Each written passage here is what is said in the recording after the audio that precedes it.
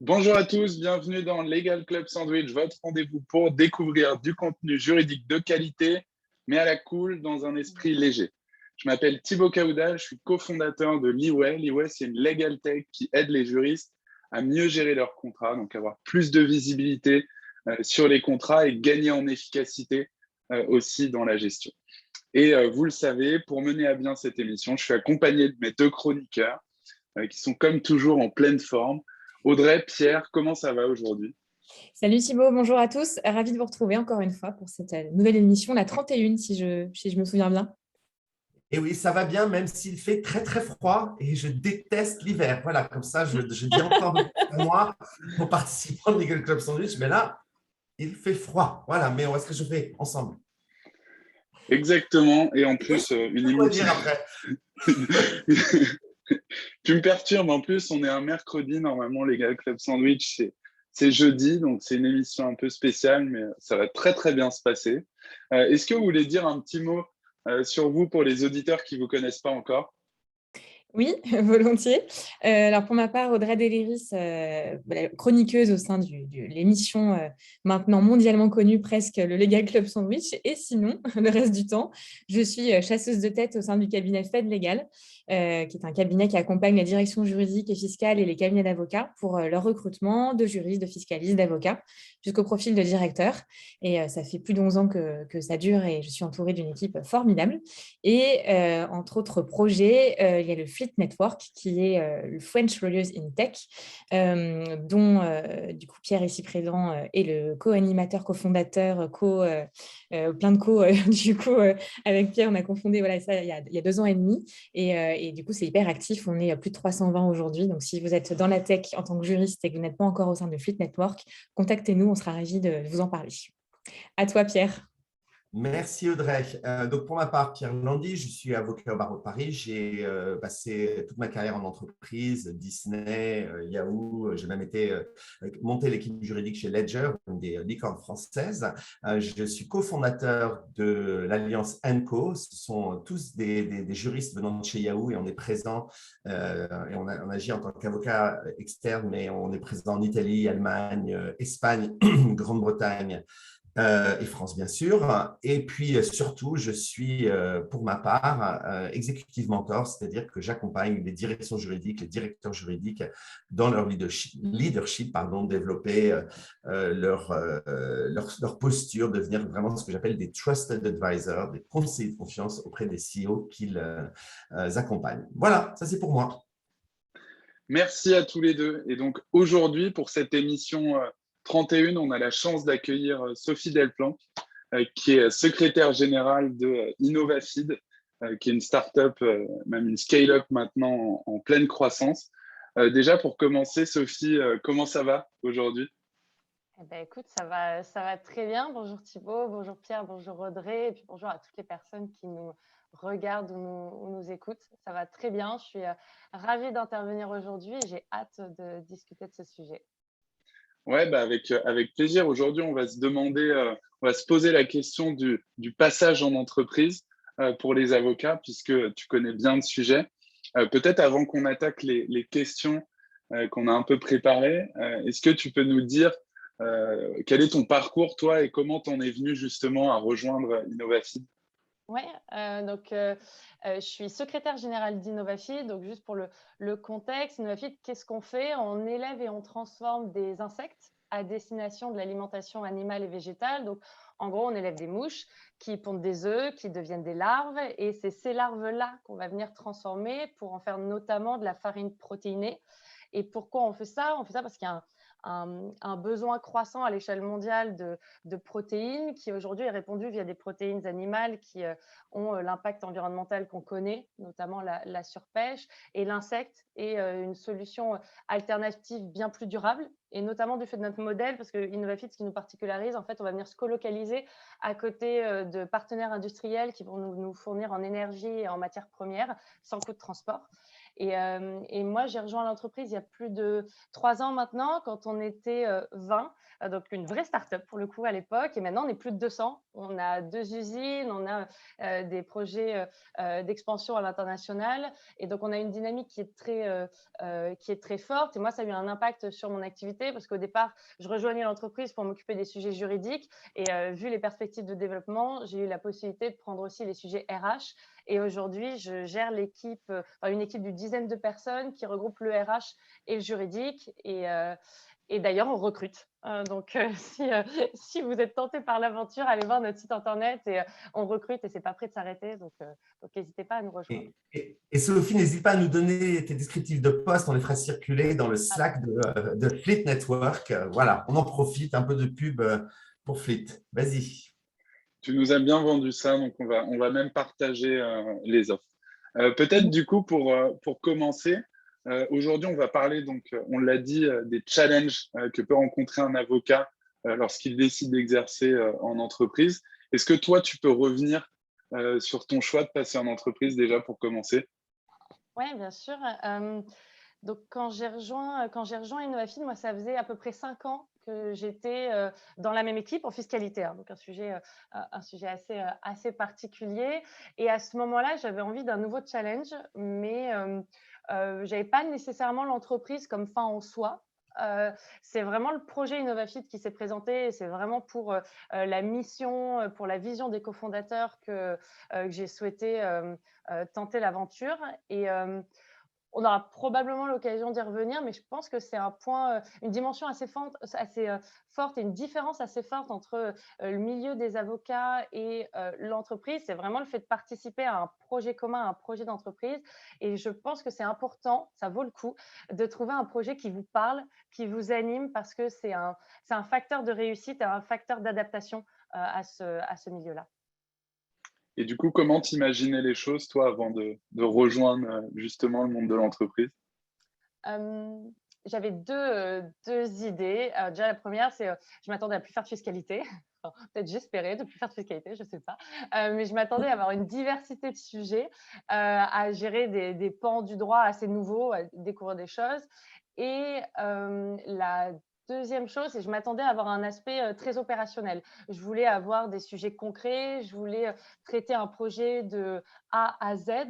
Et donc, ouais, ça, je pense que c'est les idées que j'avais. Je me disais, voilà, en entreprise, c'est ça que je vais découvrir. Et je m'attendais aussi à devoir sortir de ma zone de confort, apprendre de nouvelles choses et ouais, à être un peu challengée. Et du coup, tout s'est passé comme prévu ou il y a eu du mouvement? Alors, il y a eu du mouvement, c'est-à-dire tout s'est passé comme prévu, j'ai été challengée, je suis clairement sortie de ma zone de confort. J'ai effectivement découvert des sujets complètement nouveaux, eu des aspects très, très opérationnels. Enfin, l'aspect opérationnel, je pense, c'est assez fort, notamment dans des structures qui peuvent être assez jeunes ou plus petites. Moi, par exemple, dans les premiers mois, j'ai une de mes missions, en fait, on était en train d'ouvrir notre nouveau site et donc d'acquérir un terrain pour ça.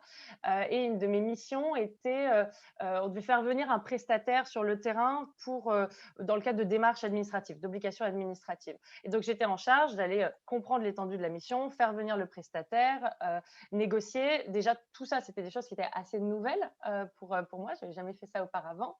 Et puis après, de lancer la mission. Et donc, je me suis retrouvée le jour J sur un terrain vague dans le nord de la France, avec un casque de chantier, des chaussures de sécurité, alors que moi, 2 mois avant, j'étais dans un bureau à Neuilly avec vue sur la Défense. Donc, l'aspect vraiment très concret des choses, être dans le bain, ça a été clairement, c'est clairement ce qui s'est passé. Ouais. Et au-delà du casque de chantier et des chaussures de sécurité, est-ce que tu avais des choses que tu n'avais pas vraiment anticipées justement par rapport à ce que tu avais en tête, hein? J'avais identifié tous ces challenges-là, enfin, ces différences-là qui peuvent être lié au fait que c'est le même métier, avocat, juriste, mais exercé d'une manière différente. Donc ça, je l'avais identifié. Je n'avais pas nécessairement anticipé le fait qu'il allait falloir que je désapprenne autant des choses et que je change autant de perspectives. Il a vraiment fallu que je comprenne qu'on avait pour moi de nouvelles attentes qui n'étaient pas nécessairement moins exigeantes, mais juste très différentes. Je vais peut-être expliciter par un exemple.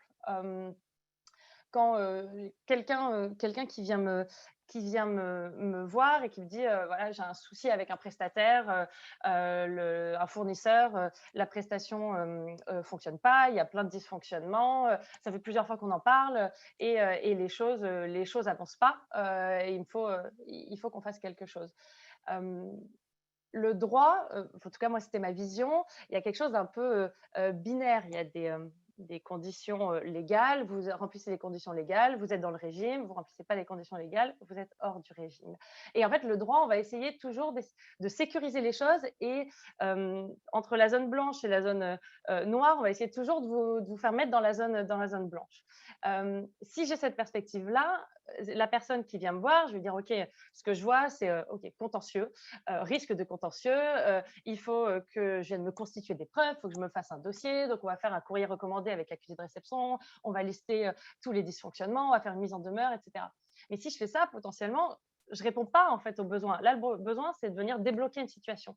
Et en fait, la solution, ça peut être plutôt de faire un mail. Alors certes, c'est beaucoup moins carré juridiquement, beaucoup moins fort, beaucoup moins solide sur le plan de la preuve, mais ça peut être la solution qui est importante opérationnellement. Et c'est un exemple anecdotique, mais qui, pour moi, illustre bien le switch que j'ai dû faire. C'était de comprendre qu'on n'attendait pas de moi que je prenne la meilleure décision juridique, mais qu'on attendait de moi que je prenne la meilleure décision pour l'entreprise. Et c'est aussi accepter parfois d'être dans une zone un peu grise et pas systématiquement vouloir aller dans cette zone blanche. Et pour moi, ça a été un petit challenge. Ouais. Moi, je dis toujours que, ça me fait rigoler, mais que les juristes d'entreprise, c'est 50 nuances de gris, pour citer un grand ouvrage de la littérature. Mais effectivement, c'est vraiment ça, quoi. Rien n'est blanc, rien n'est noir, c'est gris. C'est à savoir à quel point c'est gris foncé ou gris clair. Et c'est un petit peu ça le travail de juriste d'entreprise. D'accord. Qu'est-ce que tu conseillerais du coup à quelqu'un qui rejoint une entreprise, tu vois, un avocat qui rejoint une entreprise pour être à l'aise avec cette approche-là? Je pense pour un point important en fait qui découle de ça, c'est de comprendre fondamentalement entre cabinet et entre entreprises, on fait la même chose. On va venir appliquer la balance risque-avantage et regarder comment elle se déroule. Par contre, je trouve que le point d'entrée entre avocat et entreprise est un peu différent. Dans le cabinet d'avocat, le point d'entrée va être souvent fait sous l'angle du risque, alors qu'en entreprise, il est fait sous l'angle de l'avantage. On l'applique de la même façon, mais on n'a pas nécessairement la même approche. Et je pense que c'est important de s'en rendre compte parce que ça a un impact sur la façon de communiquer au sein de l'entreprise. Et moi, je trouve que ça a un impact sur la façon de communiquer aussi avec les conseils. En entreprise, vous avez un sujet. La première question, ça va être toujours de se demander, OK, mais pourquoi on le fait? Qu'est-ce qu'on va en retirer? Alors que dans une approche peut-être plus avocat, la première question, ça va être, OK, mais c'est quoi le risque? Et ensuite, on déroule, on arrive au même résultat, mais on le prend de manière différente. Et donc, pour pouvoir évoluer dans un environnement dans lequel on est le plus à l'aise et aussi en concordance avec les autres personnes dans l'entreprise, je pense que mon conseil, ce serait vraiment de comprendre quel est le modèle de l'entreprise. Comment est-ce que l'entreprise crée de la valeur? C'est quoi ses objectifs? Qu'est-ce qu'elle cherche à faire? Une fois que vous avez compris ça et une fois que vous avez ce prisme-là, vous pouvez comprendre quelle approche vous voulez quelle approche vous avez besoin de prendre pour répondre aux objectifs de l'entreprise. C'est toujours vous demander quelle est la valeur ajoutée, quel est le risque. Et je prends un exemple, si vous êtes sur un marché où il y a un enjeu de première entrée, premier servir, l'enjeu de l'entreprise, ça va être d'être le plus rapide, d'aller au plus vite. Donc, ça veut dire qu'il y a un rapport au risque qui est complètement différent. Si ça, vous ne l'avez pas compris, en fait, dans les conseils que vous avez donnés, dans les approches que vous proposez, vous allez passer à côté du sujet. Et donc, l'enjeu vraiment de comprendre le business de l'entreprise et comprendre quels sont ses enjeux pour l'année, pour les années futures, est essentiel pour vous dérouler les bonnes approches. Et il y a un point aussi assez particulier, c'est que toi, quand tu es arrivée, tu étais toute seule. Donc, c'est quand même pas les mêmes challenges que d'arriver dans une équipe extrêmement structurée. Est-ce que tu peux revenir là-dessus, sur ce challenge très particulier d'être juriste unique, surtout dans une structure qui se structure, justement? Oui, ouais, un des impacts évidents, c'est le besoin d'être généraliste. On peut pas, quand on est seul juriste, on ne peut pas être spécialiste de tout et ça implique aussi de choisir ses combats. Euh, Moi, il a fallu que je développe une approche pragmatique assez rapidement, d'être capable de rapidement identifier l'enjeu d'un sujet, est-ce qu'il était critique, et donc de comprendre est-ce que j'ai besoin de rentrer dans le détail du sujet, ou est-ce que là c'est un sujet que je peux traiter d'une autre approche. Je pense que ça implique aussi de développer une capacité de prise d'initiative, de prise de décision assez forte. En cabinet, c'était aussi lié à mon positionnement, j'étais pas associée, hein, mais donc en cabinet, j'étais assez en réactif par rapport au dossier qu'on m'amenait. C'était le senior ou l'associé qui me disait, bah voilà, Sophie, il y a un nouveau sujet. Là, on m'amène pas les sujets, c'est à moi d'aller les chercher. Donc c'est à moi de construire ce que je veux. Et si je pense qu'il faut revoir n'importe quoi, mais tous les templates de contrat de l'organisation, c'est à moi de montrer pourquoi c'est important, de montrer l'enjeu et de porter le projet. Et donc ça, je pense que c'est aussi un challenge qu'on peut avoir quand on est seul dans une entreprise. Et je pense que le challenge, potentiellement, n'a pas vocation à rester seul tout le temps. Et donc, il va falloir construire une équipe. Alors là, c'est un tout autre challenge qui était très nouveau, qui est apprendre le management. Et donc déjà, apprendre aussi à avoir de la vision. Ça va être quoi les enjeux de l'entreprise et les enjeux donc, du juridique pour l'année à venir? C'est quoi donc les ressources dont j'ai besoin? C'est quoi les profils je dois aller chercher? Puis une fois que je les ai, comment je les aide à grandir? Comment est-ce que je fais en sorte pour les mettre dans des situations dans lesquelles ils vont pouvoir tirer le meilleur d'eux-mêmes? Comment au contraire, je les aide à être encore plus à l'aise dans des situations dans lesquelles ils sont moins confortables? Et voilà, ça a été encore un tout autre challenge, mais passionnant.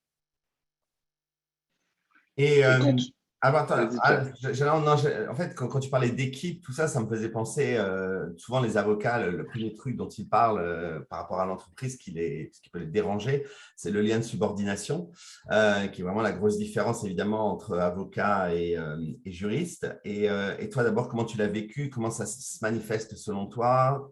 Voilà, quel est ton ressenti par rapport à ça?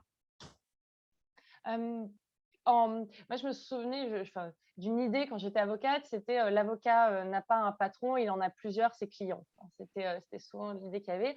En fait, je trouve ça assez similaire. Moi, j'ai pas l'impression d'avoir un patron, j'ai l'entreprise et j'ai l'impression d'être vraiment passée de je sers les intérêts de mes clients à je sers l'intérêt de mon entreprise. Je ressens pas du tout, mais c'est peut-être très lié à la culture de l'entreprise, hein, ça dépend, mais le côté très descendant qu'on peut avoir derrière l'idée du lien de subordination ou le côté un peu enfermé. J'ai même plutôt il y a peut-être même moins de hiérarchie dans mon entreprise actuelle que je pouvais avoir en cabinet. Par contre, mais ça, pareil, je pensais aussi la culture de l'entreprise, pas nécessairement de l'entreprise Innovafeed, mais qu'il y a dans le monde de l'entreprise, c'est maintenant j'ai un manager. Et ça a été aussi un autre positionnement à prendre. J'ai des routines avec mon manager. J'ai des points hebdo, par exemple. C'est nouveau, ça pour moi, d'avoir des points hebdo et devoir préparer des points hebdo. J'ai des points feedback, très, très nouveau. J'ai des entretiens semi-annuels où on parle de mes forces, de mes axes de développement, de mes objectifs. Tout ça, ça se fait sur la base de feedback 360 pris au sein de l'entreprise auprès des autres salariés. Dans certaines entreprises, vous pouvez même avoir des indicateurs de performance chiffrés qui sont suivis pour l'entreprise, pour l'équipe juridique. Et ça, je l'ai moi en tant que manager, je l'ai aussi en tant que manager. Et ça a été effectivement très nouveau, une culture très nouvelle. Ouais. Et cet aspect culture, justement, tu nous as dit que c'était très nouveau, notamment avec le feedback. Et est-ce que tu peux nous dire justement à quel moment tu t'es dit, tiens, en fait, avoir cette culture-là qui est très différente de ce que j'ai connu en cabinet, bah, c'est aussi chouette d'être juriste d'entreprise pour ça, justement. Bah, déjà, je pense que j'y allais pour ça. Je pense que c'était une de mes volontés. Je ne ressentais pas en cabinet cette approche très macro. Déjà, je pense que potentiellement, les cabinets d'avocats travaillent aussi moins l'aspect culture du cabinet. Donc, je pense que c'était moins fort. Après, je pense que c'est aussi très lié au statut. En tant qu'avocat, en fait, vous êtes indépendant hein, quand même. Donc, vous avez beau être collaborateur d'un cabinet, à côté de ça, vous développez potentiellement votre clientèle personnelle. Donc, le sentiment d'appartenance à un projet commun dont découle une culture commune, je pense, est par définition moins fort. Après, on trouve, il y a plein d'autres avantages, qui est l'aspect entrepreneuriat, par exemple, qu'il y a dans le métier d'avocat, qui a moins à partir du moment où on est salarié. Enfin, moi, j'ai qu'un seul projet professionnel, c'est Innovafi, je n'en ai pas d'autres. Mais moi, c'était ce que je recherchais. Je recherchais à avoir ce sentiment de participer à un objectif plus grand que moi, en fait, vraiment à voir le côté, on est tous dans le même bateau et on essaie d'aller tous ensemble dans la même direction. Après, ça ne veut pas nécessairement dire que ça a été facile. J'avais beau le vouloir, mais ça a été quand même je pense un facteur aidant, et c'est ce que je vous disais en introduction. Je pense que choisir un projet qui vous parle, qui a du sens, ça vous aide. Après, il y a des choses, il a fallu que j'apprenne, je pense, le feedback. J'avais pas la culture du feedback, en tout cas, elle était pratiquée de manière différente dans le cabinet dans lequel j'étais. Il a fallu que je comprenne que c'était une pratique bienveillante, ce qui n'était pas nécessairement facile. Au début, il peut y avoir un peu cette crainte du jugement. Il a fallu que j'apprenne à les recevoir, il a fallu que j'apprenne à en faire. Et enfin, c'est encore en cours. Hein. Je pense que c'est un travail qui est pas évident, mais qui s'est fait. Et je pense que l'adaptation à la culture a aussi été aidée par les études juridiques. En fait, je trouve que le droit forme à la rigueur, à la structuration, à la capacité d'analyse. Et ces clés-là m'ont moi beaucoup aidé après à me faire à d'autres méthodologies de travail. Je pense par exemple le fait de travailler en mode projet, ce n'est rien d'autre que structurer des étapes dans un objectif commun avec un suivi rigoureux de chacune. Et au final, le fait d'avoir fait du droit m'a vraiment, je pense que c'est des clés assez fortes pour s'adapter à des milieux très différents. Et moi, c'est quelque chose dont je ne me rendais pas compte quand j'étais avocate. J'avais un peu l'impression que je pouvais faire que ça. Et maintenant, je me rends compte que les juristes ont un champ des possibles qui est très large grâce à la formation qu'ils ont eue. Et il y a un point qui m'interpelle et que j'aimerais vraiment mettre un doigt dessus en tant que recruteuse. C'est ce que tu dis, c'est qu'en tant qu'avocate, tu as vraiment recherché un projet. Et c'est vrai que je rencontre beaucoup des avocats qui ont envie de partir et certains me disent: «Je veux absolument partir en entreprise», sauf qu'il ne faut pas partir à n'importe quel prix, en fait. Et ce passage-là, il va bien se faire comme ça s'est bien passé pour toi, Sophie, parce qu'il y a un projet derrière, parce que tu as eu une adhésion avec voilà, une vision justement que tu as rencontrée dans des entretiens en voyant le fondateur, en voyant plein de personnes. Et ce passage-là se fait le mieux possible si on adhère évidemment à la vision d'entreprise et au projet d'entreprise. Donc partir côté société, oui, mais pas à n'importe quel prix en tout cas. Attention à ça. J'ai envie de rebondir sur ce que tu dis, Audrey. Ce que je dis souvent aux personnes que j'accompagne et qui veulent avoir un changement, c'est que le changement, super, mais il faut partir vers quelque chose et ne pas fuir une situation. C'est-à-dire que lorsqu'on fuit une situation, son manager qu'on trouve insupportable, on n'aime plus la boîte, on travaille trop, etc., on a tendance à s'auto-convaincre que la première offre qui tombe est la bonne pour soi, etc., sans avoir fait tout ce travail dont tu parlais, Sophie. Et non, il faut pas fuir quelque chose, mais foncer vers quelque chose, quitte à attendre 2, 3, 4 mois de plus, mais pour éviter les choses qui vont finalement très mal se passer au final. Convaincue de ça également. On parle souvent, tu vois, du juridique comme une fonction support, donc ce qui peut plaire ou déplaire. Est-ce que toi, tu l'as ressenti? Est-ce que tu en avais conscience en arrivant? Et ce qui est aussi intéressant, c'est que tu étais une juriste dans une boîte de 20 personnes, ce qui est plutôt rare. Donc, c'était quoi t'as ressenti tout ça ou pas vraiment? Oui, enfin, effectivement, euh, on parle souvent du juridique en fonction support et parfois de manière assez négative, ce qui est assez amusant. Enfin, le principe d'une fonction support, c'est juste que c'est pas la fonction cœur du métier de l'entreprise. Quand j'étais avocate, le but d'un cabinet d'avocats, c'est de donner du conseil juridique. Donc, effectivement, j'étais évidemment dans l'équipe business, enfin, dans le cœur du métier. L'entreprise dans laquelle je suis aujourd'hui, son objectif n'est pas de donner du conseil juridique, donc je suis nécessairement dans une fonction support.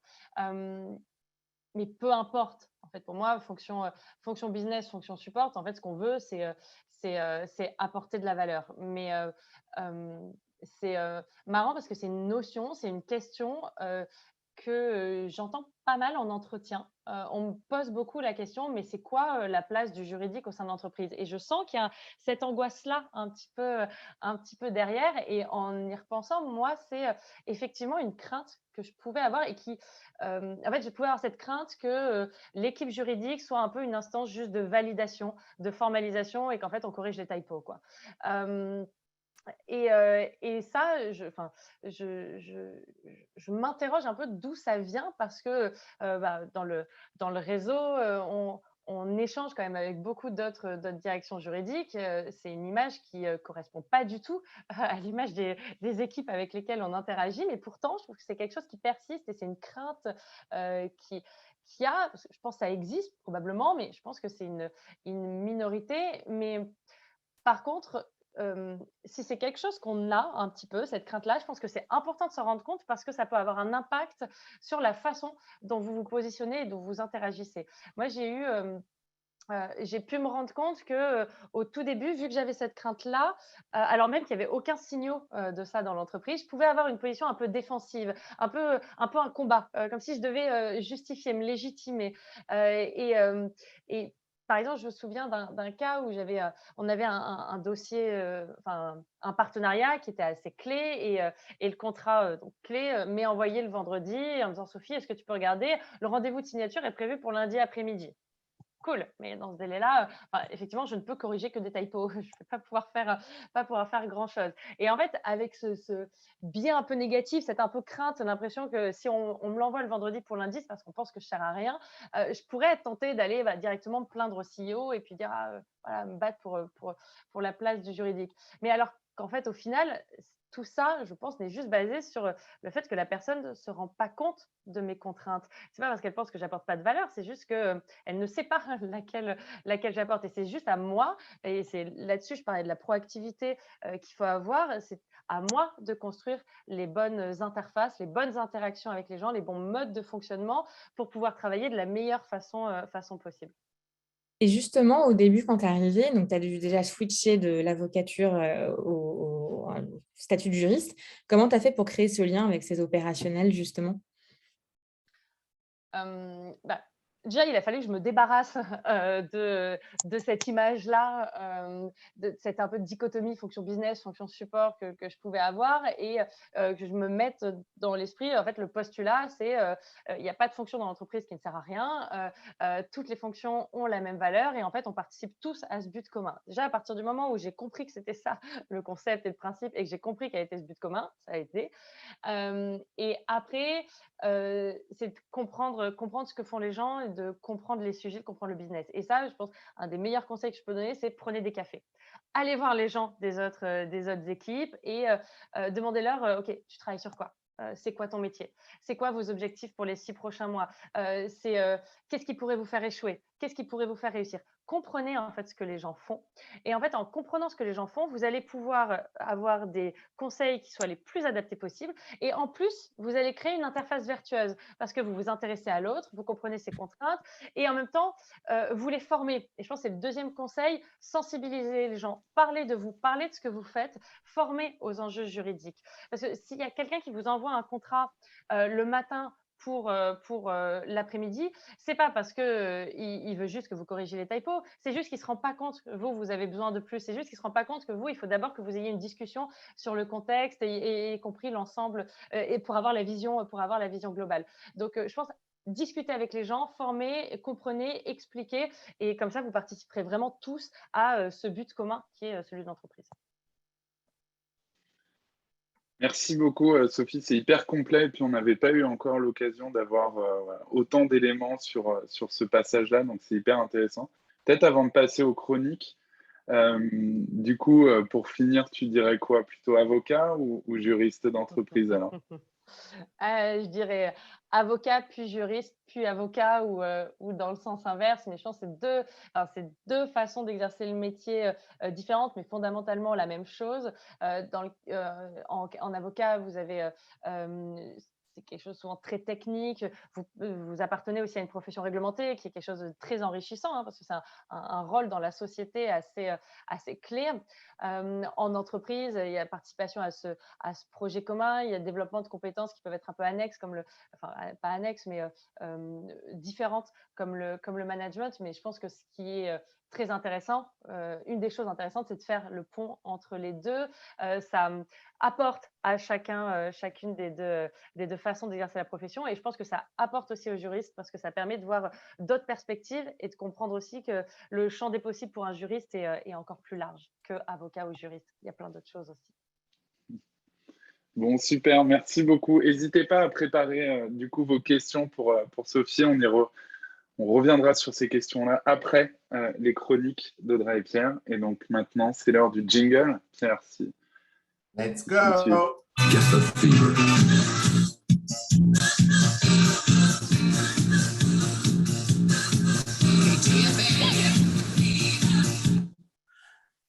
Merci Pierre.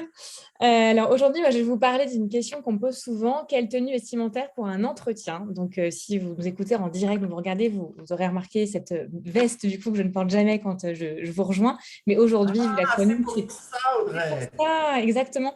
J'hésitais à la mettre et je me suis dit, si vu la chronique que je fais aujourd'hui, c'est nécessaire. Parce que oui, je vais vous parler de veste, de tenue et de quoi parle-t-on surtout. Voilà, moi, l'idée, c'est que je ne vais pas vous faire des conseils fashion, de mode. Vous n'êtes pas dans Cosmo, dans Elle. Je ne me permettrai pas, il y a des spécialistes de ça. Moi, j'ai plutôt donné mon avis de recruteuse. Et aussi parce qu'il y a un de nos auditeurs qui m'a posé la question il y a à peu près 3 semaines, justement, et je me suis dit, il a eu une bonne idée. Peut-être que je devrais faire un sujet justement là-dessus. Donc, merci à Benoît pour cette suggestion. Alors déjà, de quoi est-ce qu'on parle précisément? En fait, c'est la première chose qu'on voit en entretien. C'est vous. Vous avez à peine ouvert la bouche, même pas du tout, que d'ailleurs, on vous voit. Et il y a une étude, alors là, je vais citer, qui a été réalisée en 1967. Du coup, d'Albert Mehrabian, du coup, qui parle de la règle des 3 V. Je ne sais pas si vous la connaissez, mais c'est en fait l'analyse de l'esprit quand on parle de quelque chose. En fait, il y a 7% de verbal, c'est l'esprit qui va analyser en fait ce qu'on dit, vraiment le contenu. Il y a 38% qui est dédié plutôt au vocal, en fait. Donc, on perçoit en fait la façon dont on dit les choses, la forme du discours. Et attention, tenez-vous bien, si vous avez bien calculé, il y a 55% qui est dédié au visuel. Donc, c'est tout ce qu'on voit, ce qui est énorme. Donc, en fait, il faut toujours faire attention aussi, évidemment, à la présentation générale de ce qu'on raconte. C'est très important. Tout va ensemble, mais il y a forcément une partie la plus importante sur le visuel. Là, ce que je veux dire ensuite, ça va surtout s'adresser aux juristes et aux avocats, puisque le reste, je m'y aventure un peu moins. Les conseils que je vais donner, c'est moins pour l'IT, la com ou le médical, par exemple, qui sont des secteurs que je connais beaucoup moins bien. Alors, en 12 ans en fait, d'entretien, parce que ça fait 12 ans que je passe des entretiens, j'ai vu beaucoup de vestes. Donc, j'avoue que moi, j'ai un petit penchant pour la veste pour un entretien d'embauche. Donc, je vous conseille d'en porter une en principe. Mais surtout, des conseils généraux que j'ai envie de vous donner, c'est d'être à l'aise. Ça, c'est la première chose. Parce qu'un entretien, c'est quand même assez stressant. Il ne faut pas se le cacher. Donc, pas la peine de mettre des vêtements tout neufs. Ça, c'est une très mauvaise idée. Cette magnifique veste, justement, ou robe ou pantalon que vous avez acheté la veille, que vous n'avez jamais essayé, on oublie. Les chaussures neuves, on oublie aussi parce qu'il y a des grandes chances que vous boitiez, ce serait quand même dommage. Voilà, donc si vous n'êtes pas à l'aise dans vos vêtements, votre discours peut s'en sortir. C'est surtout ça qu'il faut retenir. Donc, moi, j'ai déjà vu des candidats en fait transpirer parce qu'ils étaient super serrés dans leur chemise ou se gratter parce que oui, la laine, ça gratte. Donc, c'est quand même vraiment dommage d'être stressé à cause de ça en entretien. Ensuite, deuxième chose, c'est d'être cohérent avec le code vestimentaire quand même. Moi, je vous parle de veste. Voilà, si vous allez en start-up, peut-être pas obligé de sortir le costume 3 pièces, la cravate, les chaussures vernies. Je pense que c'est un petit peu too much. Donc, évidemment, en adéquation avec ça. Et pour autant, moi, je vous conseille, en tant que recruteuse, de ne pas sortir le sweat à capuche comme j'ai eu récemment, et j'étais pas très contente pour tout vous dire. Donc, on évite quand même le sweat à capuche et les baskets un peu défoncées du coup.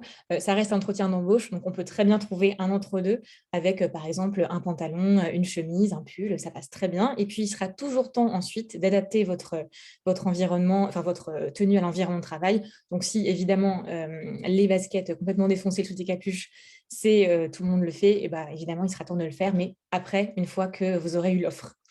Ensuite, il faut être resté quand même professionnel. Venez comme vous êtes, oui, mais attention, il faut rester quand même un minimum sobre et professionnel.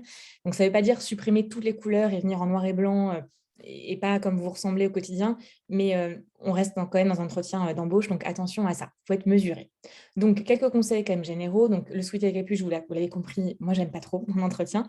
Pas de jogging, on évite aussi. Les talons trop hauts, parce que j'ai déjà eu aussi, attention aussi. En plus, vous risquez de tomber. Les jupes trop courtes, attention aussi. Donc, le jean, moi, j'évite même, et encore plus s'il est déchiré, on évite vraiment. Pas de décolleté plongeant, pas de haut transparent, c'est quand même très limite en entretien. Donc, professionnel aussi, il faut savoir que c'est la présentation globale qui est importante. Donc, on fait attention à sa coiffure, à ses ongles, à ses chaussures, à son sac. Si vous avez un super beau costume et que vous avez un sac en plastique à côté, bon, c'est un peu moyen. Et pensez à amener aussi un carnet, un stylo pour prendre des notes. Et même à être en avance, 5 minutes d'avance, ça fait partie de la présentation générale, donc j'encourage à faire attention à ça. Et donc, pour rappel, ces conseils sont aussi applicables en entretien en visio. Voilà, on en avait parlé avec Linda Le Sauvage, et je crois qu'on va vous mettre le lien de l'émission dans le chat, que l'entretien en visio, c'est pareil. C'est-à-dire qu'on doit rester très professionnel, même dans sa tenue.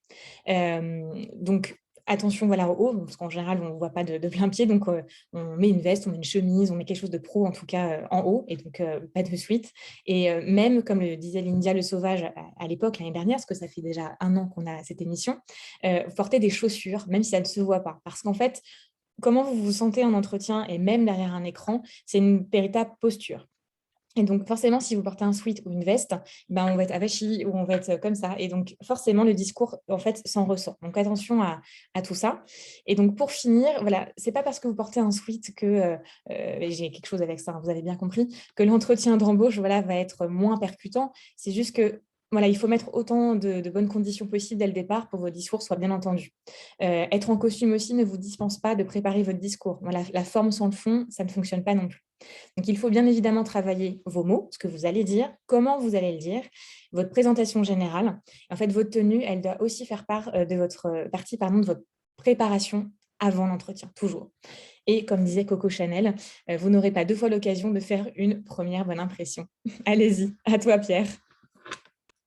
J'adore la référence à Coco. Et c'est parti pour mon jingle et ma chronique. Je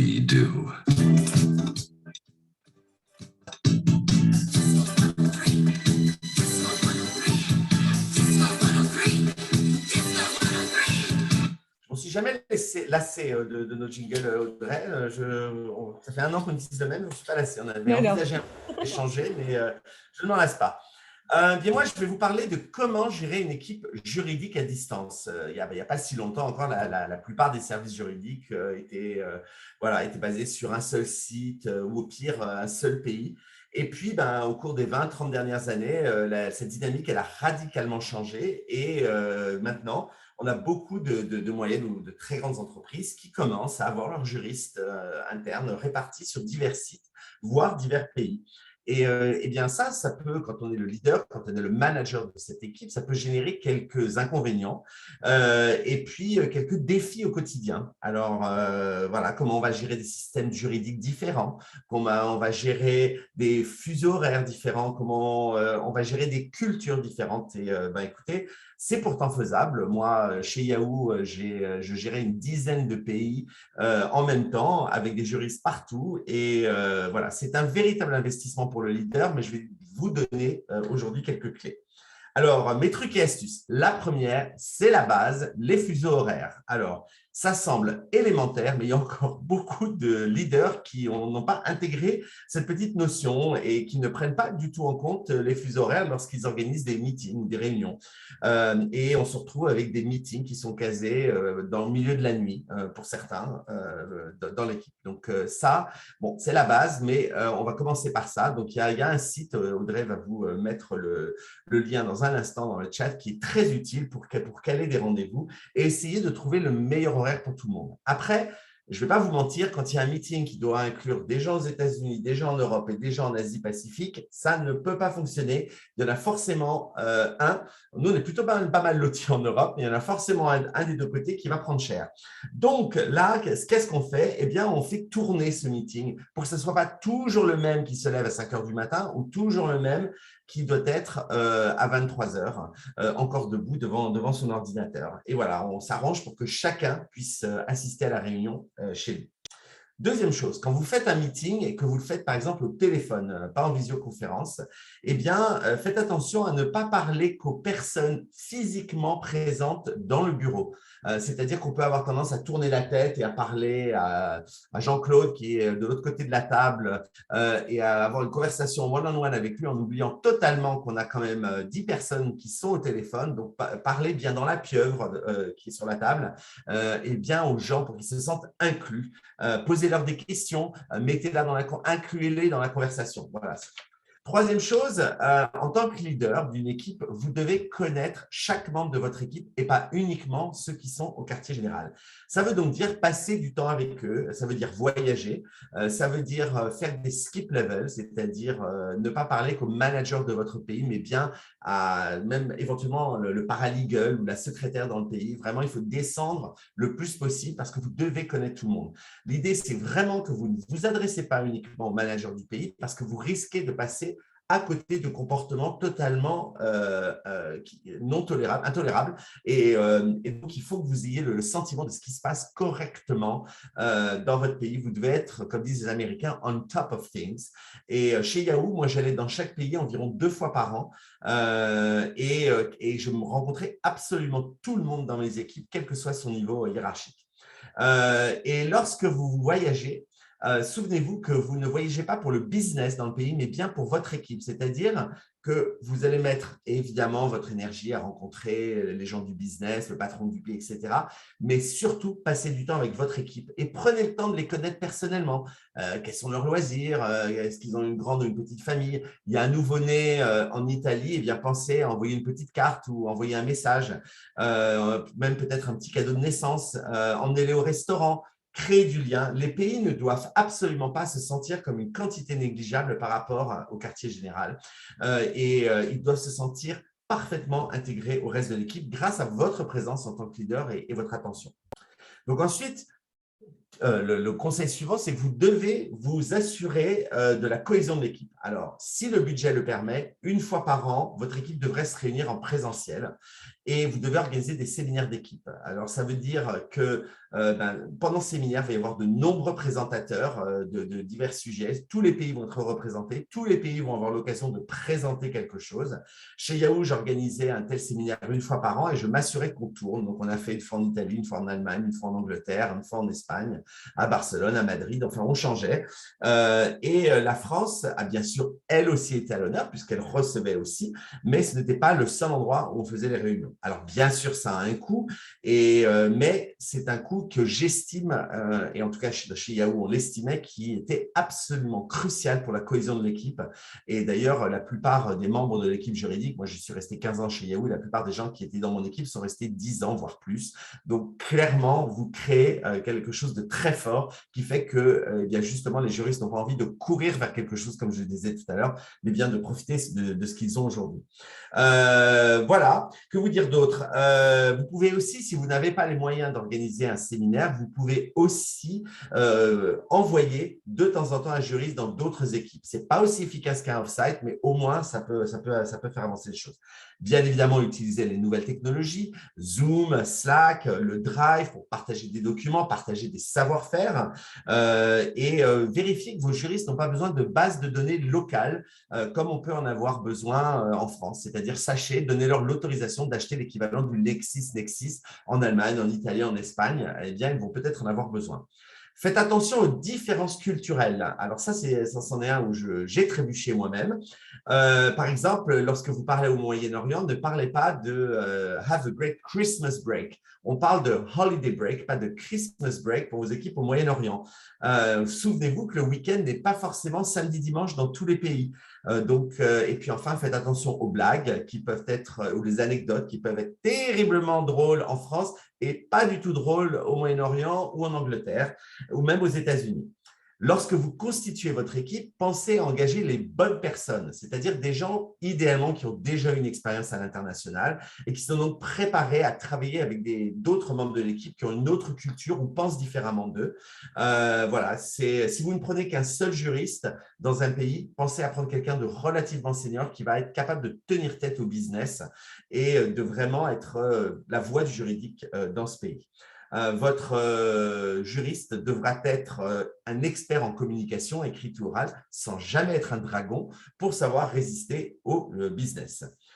Quoi d'autre? Mettez en place un suivi présent mais pas étouffant. Je recommande pour ma part un one-on-one par visio une fois tous les 15 jours et un petit rapport écrit chaque semaine, histoire que vous soyez absolument au courant de ce qui se passe dans le pays. Rien de plus insupportable que d'être au comité de direction en tant que directeur juridique de la région et qu'on vous parle de ce fameux problème en Italie qui quand même est bien ennuyeux et que vous ayez l'air d'une poule face à un œuf parce que vous n'avez pas la moindre idée de quoi on est en train de parler, simplement parce que votre juriste italien a oublié de vous le mentionner. Donc ça, on corrige les choses tout de suite et on s'assure que ça ne se reproduise jamais.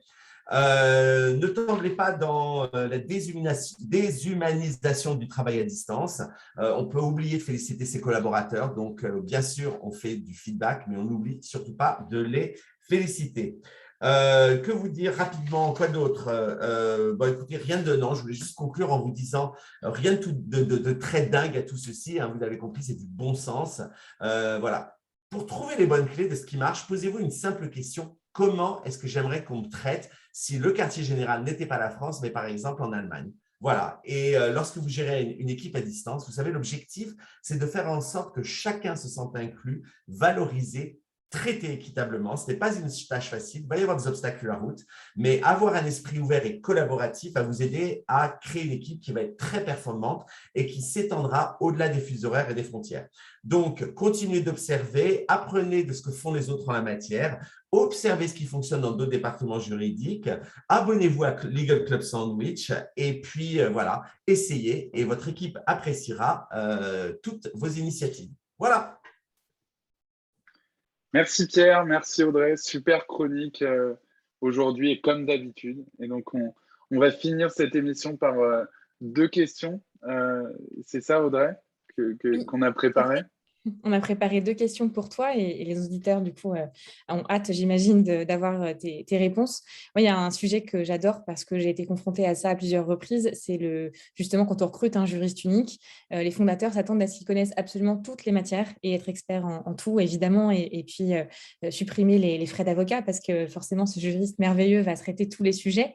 Dans la réalité, toi, quand tu es arrivée en tant que juriste unique, ça s'est passé comment? Est-ce que tu as dû être super experte de tout, justement? Non, non. Et moi, j'ai la chance, en plus, je suis arrivée vraiment à un stade start-up où on découvrait beaucoup de choses sur un nouveau marché aussi. Donc, tout le monde découvrait beaucoup de choses. Donc, c'était assez accepté que je ne sois pas spécialiste de tout et que je ne sache pas répondre à tout. Et c'était accepté et c'était même très assumé de ma part. Donc, non, il ne faut pas chercher à être spécialiste de tout. Au contraire, il faut plutôt, quand on est juriste unique, il faut chercher à être capable de naviguer facilement dans toutes les dimensions. Donc, c'est vraiment les enjeux dont je parlais avant de pragmatisme et de vision globale pour comprendre les sujets sur lesquels vous avez un intérêt à développer une forme d'expertise. Je parle d'expertise, même si ce n'est pas l'expertise d'un avocat spécialisé, mais une forme de connaissance un peu plus approfondie sur quel sujet vous avez besoin de vous éduquer. On utilise souvent ce terme, nous, au sein de l'équipe juridique, on a besoin de s'éduquer sur ce sujet-là. Parce que ça peut être intéressant que vos équipes en interne développent ça. Après, il faut aussi complètement accepter que vous ne pouvez pas et que parfois c'est même pertinent que vous ne cherchiez pas à développer des sujets et que vous ayez recours à un conseil extérieur. Enfin, c'est c'est un vrai levier de valeur d'avoir des avocats qui viennent vous aider. Après, il faut juste réussir à trouver le bon mode de fonctionnement. Et je pense que c'est un positionnement assez amusant quand on a soi-même été avocat d'interagir en tant que client cette fois-ci avec les cabinets d'avocats. C'est assez amusant. Enfin, moi, j'ai trouvé ça assez drôle. Le fait d'être d'avoir été avocate, je me suis rendu compte des choses qu'il allait falloir que je cadre, à quel point ce que j'allais devoir mettre en place pour vraiment créer la relation de partenariat qui allait m'apporter de la valeur en tant qu'entreprise. Mais par contre, il y a d'autres choses, des positionnements. Par exemple, je pense que je challenge un peu plus les honoraires du fait d'avoir été avocate, évidemment. Et c'est vrai qu'il y en a aussi Charlotte de Dreuzy, la directrice juridique de Mano Mano, qui a été notre invitée, qui évoquait ce point, qui elle aussi a fait les deux, l'entreprise et le cabinet, et qui forcément a sa relation un petit peu différente et arrive bien à cadrer les choses maintenant, peut-être encore mieux grâce à son expertise, son expérience passée, donc comme tu le dis. Et justement, maintenant que tu es passé côté entreprise et que tu as connu donc les deux, là sur une partie qui moi m'intéresse grandement, la partie recrutement, est-ce qu'il y a des choses justement auxquelles tu t'attends et auxquelles tu fais peut-être plus attention maintenant que tu es côté entreprise, quand tu recrutes? Mmh. Euh, le, le- J'avais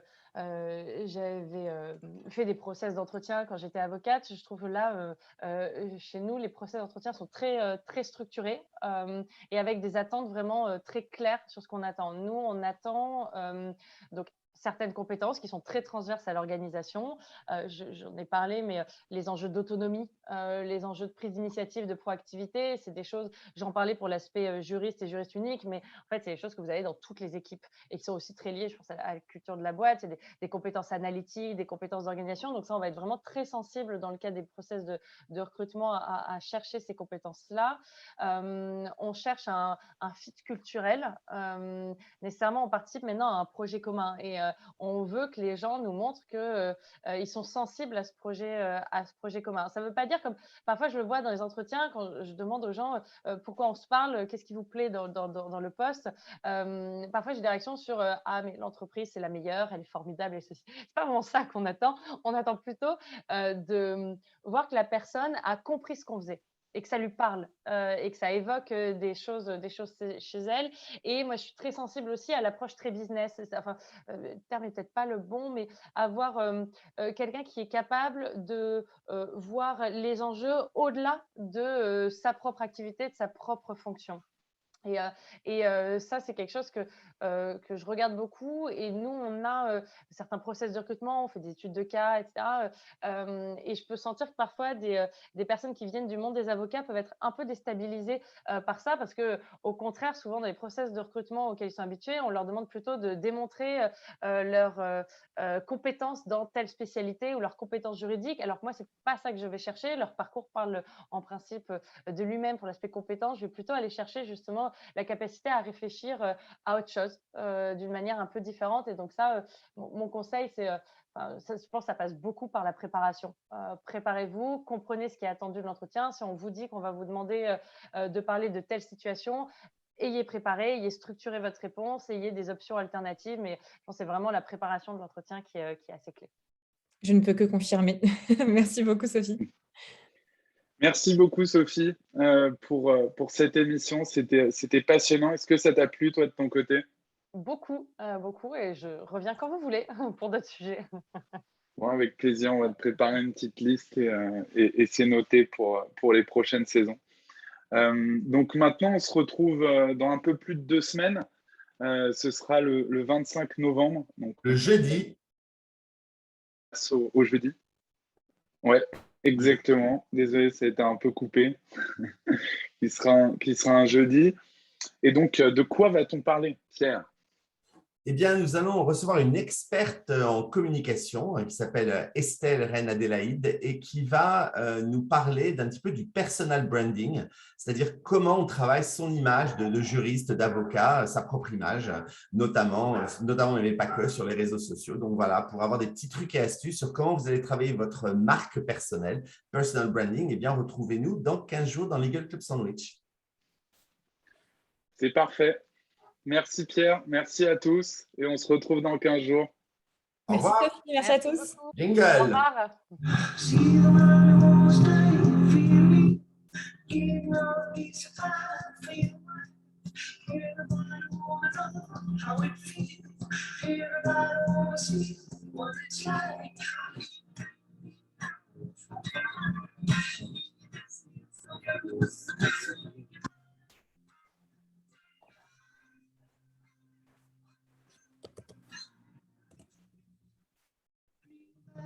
Yeah.